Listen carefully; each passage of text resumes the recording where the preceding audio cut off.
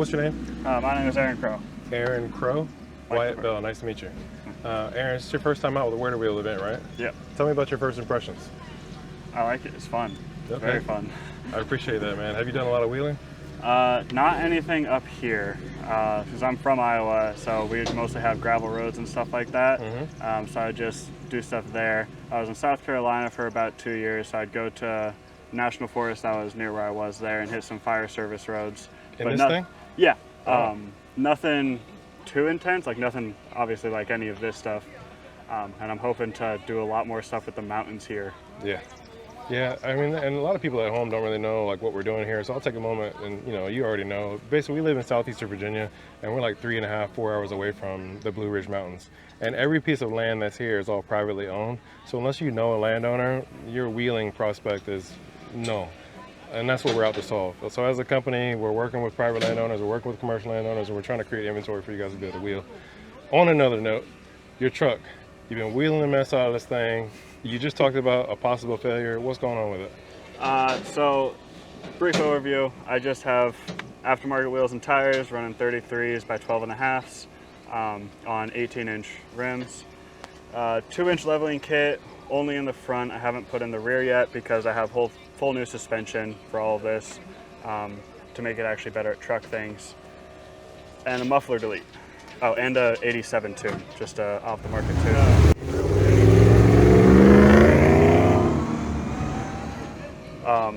How many miles? Bought it with 76,000. It's got 98 now, and at 100 I'm hoping to just rebuild the engine because I abuse this thing a lot doing burnouts and stuff. So basically in like the next month? Yeah, probably. Okay. Yeah, I was gonna say, the reason why I asked about the miles is I didn't hear a HEMI tick when it was running. The HEMI power.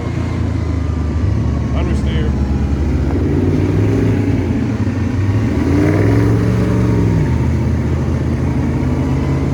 Yeah, it's not there yet.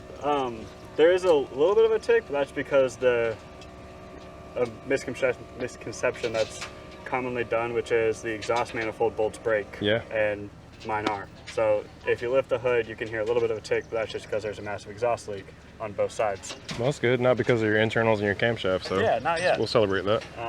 Yeah, I do what you're supposed to do with engine. I have thicker weight in here than it recommends because it's higher mileage, and I put through a lot of abuse. So it seemed to have worked, at least. Now I hear on these 5.7s, if you were to put in a Hellcat oil pump, that's kind of the solution to long-term HEMI tick. It's possible. To my knowledge, there's no long-term test done on it, and it's really just because the Hellcat oil pump is about 2 mil thicker, because it's gear-style oil pump at the bottom. And the 5.7s and 6.4s run, I don't remember exact numbers, but the Hellcat's about like 2 mil thicker, so it can keep your PSI higher and then at idle. Well, it doesn't sound like a solution because I think the HEMI tick comes from cold starts, right? Where all the oil's drained off and it's starved, so it has to run while it's starved for a little bit, that, right? And long idling hours from what I've heard. If you leave it idling for a long time, the oil doesn't really get to the head very well. When it's running, it has better circulation. Nice. They're special engines, kind of like Subarus. You have to do a lot of stuff to make them reliable. They put out massive power, and the torque is great, and they sound great, but you sound like you know what you're doing. You started talking to me about control arms off camera, though. What's going on with that? Well, hopefully not control. Oh, it doesn't matter control. I have new ones. But steering stuff. I think when I was over at the dirt track doing some drifting stuff and hitting stuff sideways, might have bent one of my steering components, like a tie rod or something. I don't know yet, haven't looked at it, but it seemed like my alignment was slightly off and it wanted to pull to the right a little bit. Okay. Don't know if that was ruts and mud or if that was alignment. All right, how far away do you live in minutes? Depending on traffic, between 30 to 40. That's not too bad, man. You probably won't ruin your tire by the time you get home if it is alignment. Yeah, you'll be all right, especially in the wet, rainy road.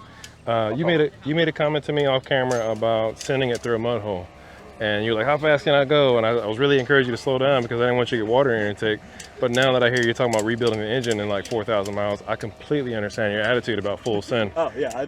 So we got a Dodge Ram 1500 getting lined up, coming through the mud hole. And one of the questions he asked me was, how fast can I go through the mud hole? So I told him, I was like, at least do it slow the first time. And then once you get a sense of how deep it is, you can come back through as fast as you want to come.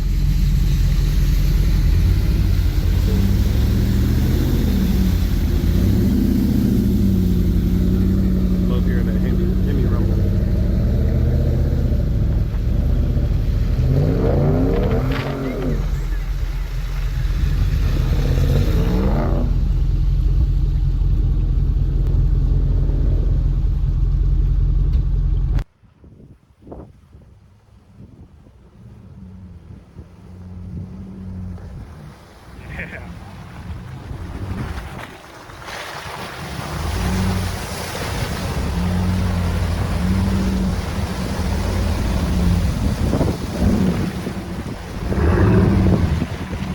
Way to go.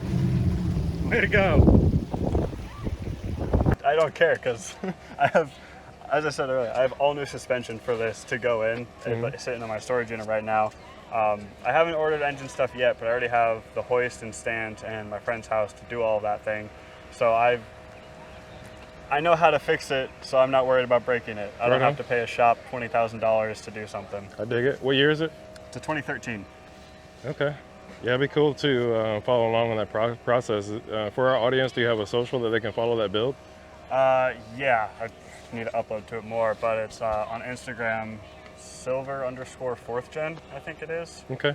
I just random pictures of things like that, and hopefully going to start posting more of it, because now I'm actually going to be doing more to it. It's called the dirt track. Okay. So on the other side of Ryan's Rowdy Ranch, there's a dirt oval there. You've been, like, how's your experience been over there? I like it because I do a lot of drifting and burnouts and stuff in this. Whenever it rains, the all-terrains don't really like to grip on pavement, so I can do a lot of burnouts and stuff like that. I've learned how to drift a full-size truck pretty well, because this will be my third one that I've had. The only 4x4 though, the other two were two-wheel drive. So this is the first time I've been able to do four-wheel drive drifting though. Everything else has always been two-wheel drive, but I can't get enough grip in two-wheel over there because it's just so like clay mud basically. Yeah. So four-wheel drive really helps with that, and it's been super fun to kick it sideways. And I know Ryan's got some berms built over there. Are you taking full advantage of those berms when you're going drifting around those corners? The first one I am, just because it's gotten so slick there that if you try to approach it like and get it on the inside, you just slide right out to the outside anyways. So you get onto the berm and then you can line up, have a better line to kick it sideways and drift. Well, I'm gonna say this, Aaron, I'm getting ate up by no seam standing here. I've got 0 deed on, and I know better than that. But I'd like to get you back over to the dirt track and see some more of that action. I'm probably gonna jump in some vehicle somewhere and get over there. We'll do some filming.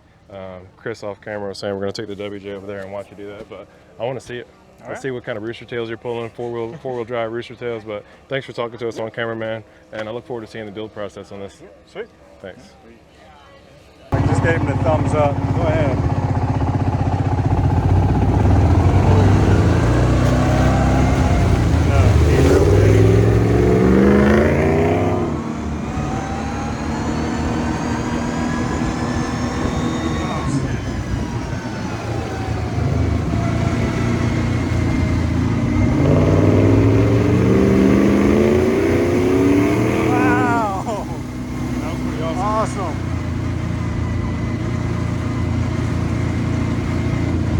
HEMI power. Understeer.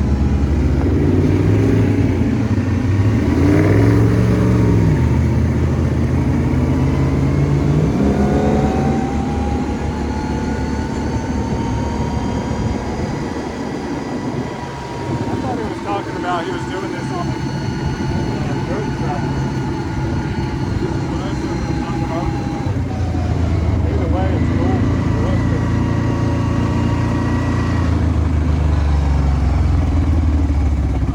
That looked fun. Yeah, I have an exhaust leak somewhere. I broke something. Oh no. It's much louder than the cabin. Yeah, I was wondering. I was like, I don't think he's giving it all the beans. It just seemed like some of the beans. Well, I mean, that was as much as I was going to do, because otherwise, like, I kind of saw it, kind of went into his field a little bit, didn't like that. Yeah. But that corner gets real sketchy a little bit, but... Well, you look awesome on camera. But that makes Right it on. worth it. Worth it for me. It's been real nice seeing this thing run. He's got water in his phone like Yeah, both my fog lights are trash now. That one was blinking earlier. You might have saw when I had my headlights on. I did. I didn't know if it was like that when you got here though. Yeah, it was. It's been like that for a minute. Well, So you think you broke your exhaust? Yeah, I think my manifold, I think I broke another stud or something, and now because it's much louder than in the cab than it was before. Okay, the ticking? Well, just exhaust sound in general. Okay. So I'll have to look at it and make it cool down because it is really hot right now. So I could probably just work like heat up the manifold so much it broke the stud again. I got you. Well, we do have water hose over here if you need to pull the engine down.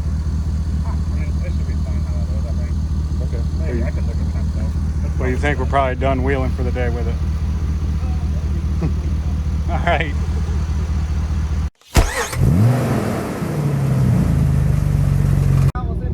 Look at all these bugs following this 1500.